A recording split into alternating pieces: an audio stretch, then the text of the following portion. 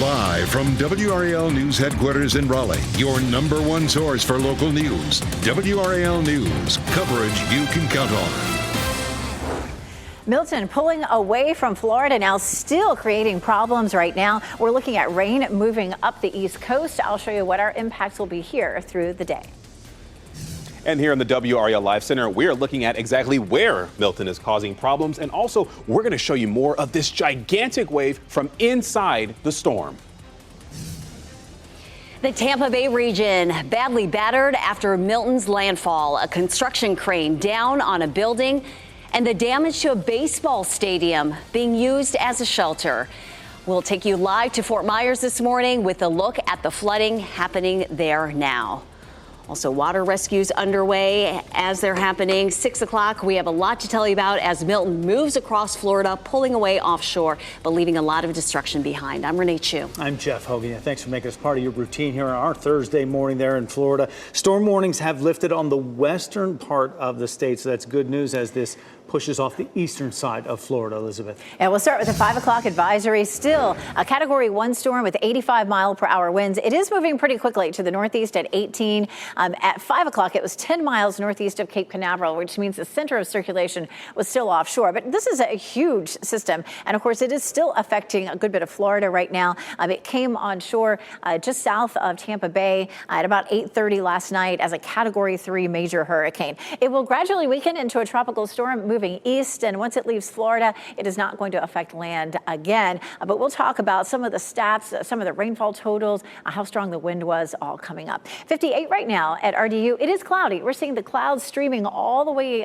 north into our area from Milton. 52 in Roxborough, 58 Fayetteville. So it's a cool start this morning, but we have some even colder air on our way. It's going to be a breezy afternoon for us with some gusts anywhere from about 15 to 20, maybe 25 miles per hour. We're starting with cloud cover this morning, but we'll see sunshine this afternoon. With a strong northerly wind, though, it'll be a cool afternoon, and we'll see the coldest night of the season coming up. I'll show you how cold it will be coming up.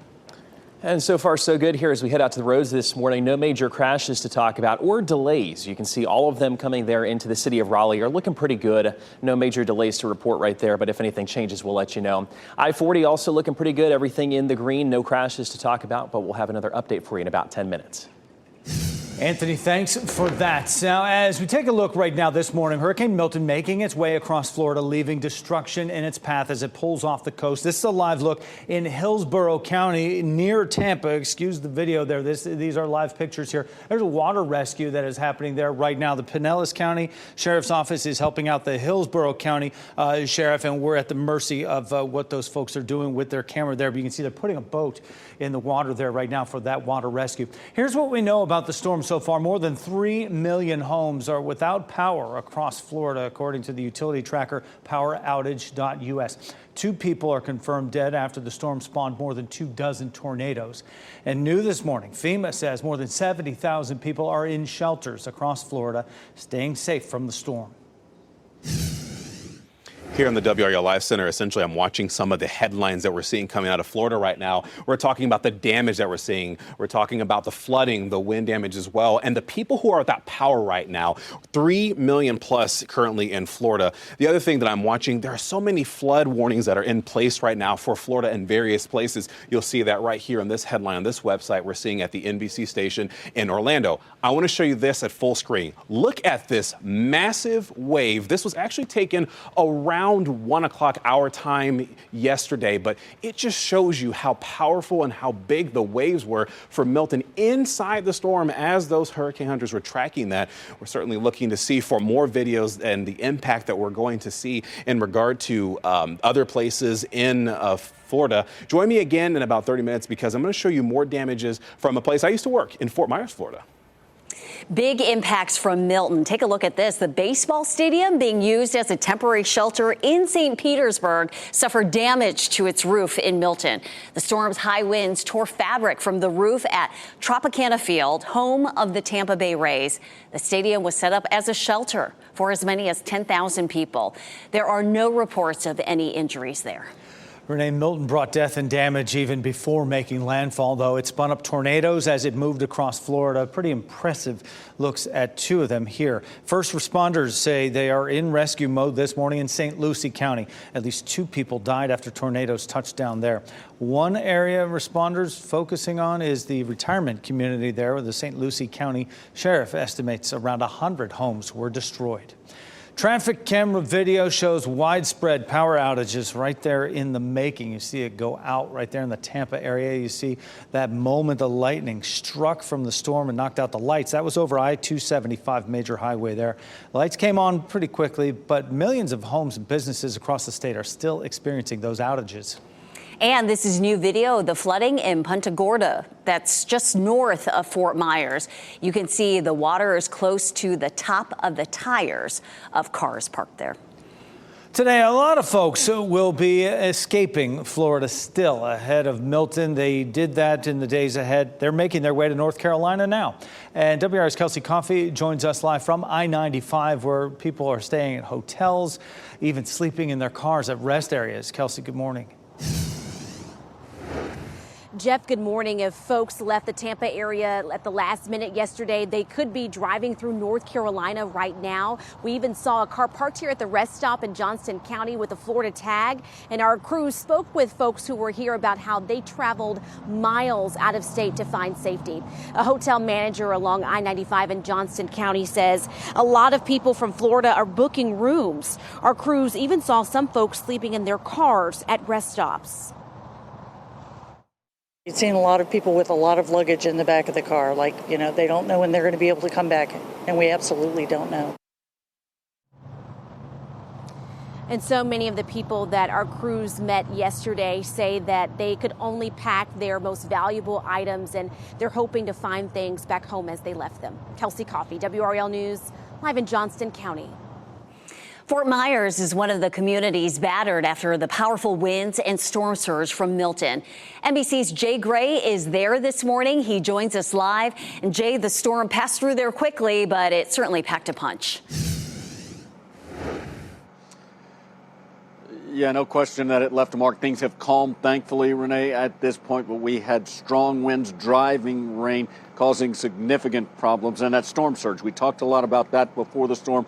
We've seen damage from storm surge here in Fort Myers and across the state. Here, that water pushing into businesses along the coastline. Look, we know that there are more than 3 million people without power right now across the state, and that number likely to climb. The National Hurricane Center saying within the last 15 to 20 minutes, the eye of this storm has moved off the eastern side of the peninsula. So that's good news. This storm is moving through. And as soon as we get daybreak, we'll have a better idea of the extent of the damage here. But I can tell you the system also spawning 24 or more tornadoes, one of those deadly on the East Coast, one here in Fort Myers, ripping the roof from a home and damaging several businesses. So again, multiple problems from both wind and water, and we'll get a clear picture once the sun comes up. And Jay, clearly it looks like the rain has moved out where you are, but we know with all that torrential rain, how bad is the flooding there? It's been significant. We've seen standing water in the downtown area of Fort Myers and across Lee County where we are. And so you've got some from the storm surge, then you've got that rain. In some areas, they've seen close to 20 inches of rain with this storm. So that's going to continue to be a problem. Water being pushed into areas it's really never been before here. Jay Gray reporting live from Fort Myers. Jay, thank you. The WRAL News app is your tool for live video, radar, and storm updates. Be sure to have your notifications turned on so you can get the latest alerts on Milton or wherever you are, the storms near you. This morning, new help is heading to western North Carolina to repair the major highways and interstates that are closed after Helene. WRAL's Nick Perlin is on I-40 this morning. And Nick, the DOT is sending crews to try to get those roads open again as soon as possible. Renee, they're getting ready to leave in the next hour as, like you said, they're trying to fix up some of these roads that were badly damaged by Hurricane Helene. Now, these crews will be leaving from the NCDOT 2nd Division, and they'll be heading west in order to fix roads such as I-40 and other roads out west that were still covered with debris and in some cases completely washed away. They're heading specifically to Henderson and Haywood counties, where maintenance crews have been busy cleaning up since the storm. Now, they do want to give some relief to the crews that are already working there and have been working there since Helene came through. And of course, they want to help those who are still dealing with damage left behind. To see houses and facilities and infrastructure like power lines, water lines just washed away. And you know, we may have part of a road washed out down here, but they have miles of roadway washed away. And with all that damage, NCDOT says this is going to be a lengthy recovery process for Western North Carolina. And we're going to continue to monitor how that recovery process goes as it continues to play out over the next handful of months. Live in Raleigh, Nick Perlin, WRAL News. 10 after 6 right now. Access to clean drinking water is still out of reach for many in Western North Carolina. The update coming today from Governor Roy Cooper and the EPA to solve this dire situation. And Milton is starting to pull away from Florida. The east side of the state still getting a lot of rain this morning. We'll take a look at some of the hardest hit areas as the storm moves across the state and into the Atlantic.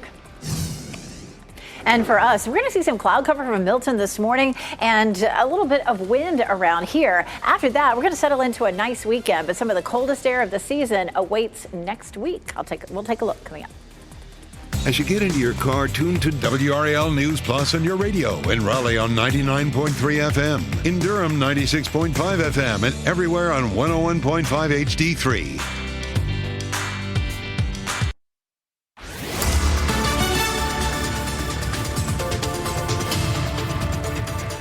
6:13, and we're taking a live look at a cool start this morning. 58 in Durham, it's 58 in Raleigh, and 58 in Fayetteville.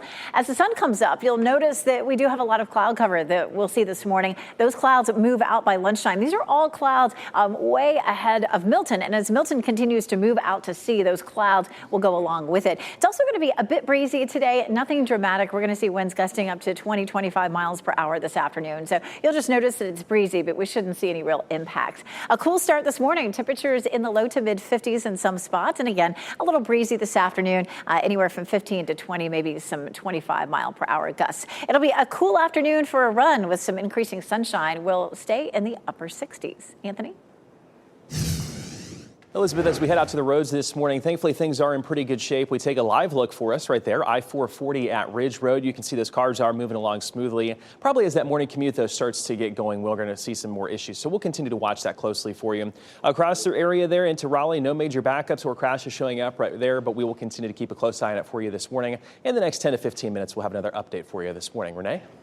All right, Anthony, thank you. The deadline to vote in next month's general election is almost here. Your last chance to get registered is now through tomorrow at 5 p.m. You can register to vote on the state DMV website or submit a form in person at your county board of elections. If you aren't sure whether you're registered, go to the State Board of Elections website and use the voter search tool. Election day is November 5th. Today, we will get an update on the effort to restore drinking water to people in Western North Carolina. Governor Roy Cooper and U.S. EPA Administrator Michael Regan will discuss the situation this afternoon in Asheville. Cooper and Regan will talk about the federal support the area is getting to test drinking water sources and repair the damaged infrastructure. We're expecting to hear from them about 3:45 this afternoon. Before that, Cooper will be in the town of Marshall in Madison County to get a look at the recovery efforts happening there. Here in the WRAL Live Center and on WRAL News, we have been showing you this image, right? The dome on top of Tropicana Field where the Tampa Bay Rays play in Tampa. Now, I got to show you this. This is a drone shot. We just got into the news center within about 5 seconds here in the WRAL Live Center. Look at this, the damage. Pieces of the rooftop scattered across the baseball field, the diamond there, the seats where people are. And this is the location, mind you, where first responders were setting up shop to help people who needed some emergency assistance after Milton first hit. So, of course, we'll continue to watch to see what will become of this. So they'll have to set up tents inside to assist people, but that damage is significant. Chris, thank you. And at this hour, Milton is still battering Florida. We want to give you a live look in Orlando. This is the NBC affiliate crew giving us a look at the roads, and you can see the debris in the roads and the rain still coming down there. The wind pretty strong as well. The trees, a lot of the trees are bent there in this shot. WRAL's Michelle McConaughey is here now with new images out of Manasota Key. Michelle. Yeah, Manasota Key is on the west coast, and many structures were damaged or destroyed as the storm made its way through the state. And this dock in Manasota Key that we're about to show you is no more. Manasota Key is right between Fort Myers and Sarasota. It's about 40 minutes south of where Milton made landfall. And this is from a different angle here. This person's in-ground pool completely just flooded here. And this is downtown St. Petersburg. The reporter there said the winds were about 80 miles per hour, but it looks so much stronger. A tree limb just blowing effortlessly through the street sign blown to the ground. Michelle, thanks. People gathered at the state fairgrounds last night for the Harmony with Hope benefit concert for relief efforts in Western North Carolina.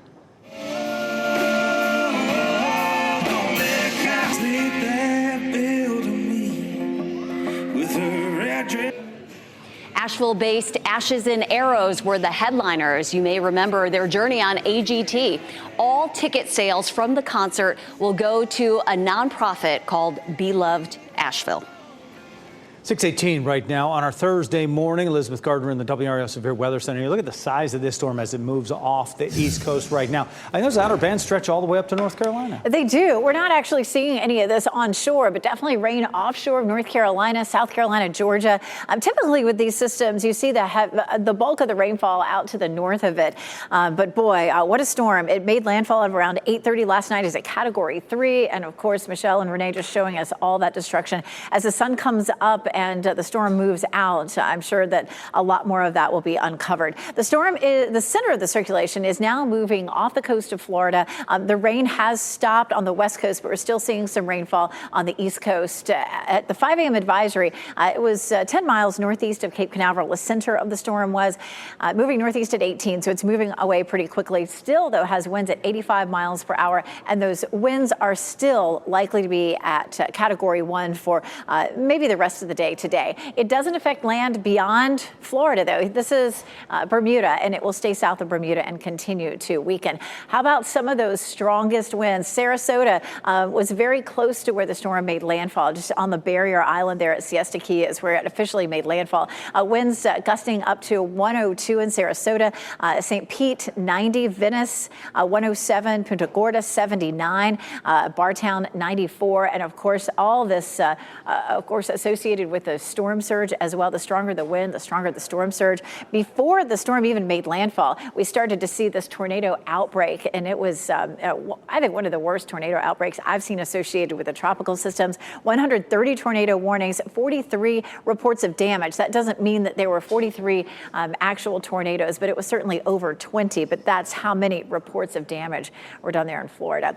Here's a look at what happens with the storm next. This is Futurecast. As the center of circulation continues to move away from land, we will see some rain offshore. We'll have some cloud cover this morning, but as the storm moves away, the clouds move away, and of course, all this slowly pulls away from Florida. Here's a look at our Futurecast, and you can see those clouds sliding on out of here. We're going to see a flow coming out of the north today, and so that's going to keep things cool, even with some sunshine this afternoon. Our temperatures will be in the upper 60s. It's a cloudy start this morning across all of our cameras. Temperatures are ranging from low 50s in the north to around 60 down in Clinton. It's going to be a breezy day today. We're going to see winds gusting around 15 to 20 miles per hour. That's just going to be inconvenient more than anything. It's not likely to cause any damage. A pleasant weekend, 78 Saturday, 80 Sunday. But coming up, I will show you the front that'll bring us some of the coldest air so far this season. Anthony? Looking very fall-like there. And as we head out to the roads this morning, Elizabeth, thankfully everything is in pretty good shape. We see all of those sensors there in the green as far as I-40 is concerned. We've been keeping a close eye, too, on both Raleigh and Durham and across our viewing area, really, for any major problems. No big delays there showing up on the sensors. You can see everything is in the green, but we'll keep a very close eye on it for you as we go through the morning. Anthony, thank you. We have seen a nonstop flow of support for North Carolinians caught in the path of Helene. How a children's museum has transformed into a one-stop shop, providing all sorts of resources for people in need. Also, these used to be roads, but no cars are making it through these dangerous waters right now. The storm surge hitting parts of Florida as Milton is on the move out.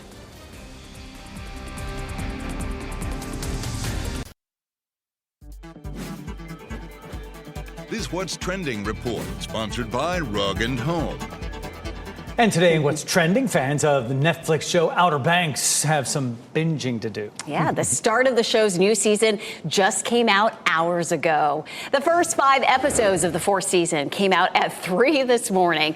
Some of it was shot here in North Carolina, but not on the Outer Banks. Production was in Wrightsville Beach. I'm just wondering if they still can take the ferry to Chapel Hill, but I know that was the first Chapel season. Hill will live in infamy. I know. But no, what happens in this one? They the kids, the teenagers who've never had any money, they find gold, literally find gold, and they don't handle it so well. So Blackbeard's gold. Interesting, yes. In a promo for this week's Saturday Night Live, host Ariana Grande gets something straight with the cast.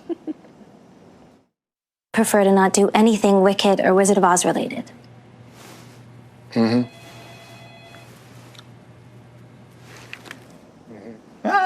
Okay, sounds legit, except for those characters. Grande's SNL appearance comes ahead of the release of Wicked next month, where she stars as Glinda. Back to square one, brainstorming session for the SNL folks, but I have a feeling there'll be a mention of Wicked here and there if Ariana Grande is there. They got their point across, for sure. Today, Wake Forest is hosting a launch event for Go Wake Forest. It's a ride-sharing transit service that operates similarly to Uber or Lyft. It'll replace the Wake Forest Loop bus service in the town. The event will happen in Centennial Plaza at Wake Forest Town Hall, and that's at 10 a.m. Back to Hurricane Milton right now, pounding Florida this morning. We're waiting for sunrise here to get a real look at the damage. This is a live look right now. The winds and rain in Orlando blowing through there. The flooding and damage we are seeing there as the storm makes its way across the state and out into the Atlantic. And here's a look at what's currently happening in terms of where the center of the circulation is. It's moving offshore, and you can see the back edge of the rain has moved out of Tampa and the West Coast. I'll show you what they've seen coming up. And many people escaping Milton's path stopped in North Carolina or are in North Carolina. They describe their journey to safety as they worry about what they'll find when they go home to Florida.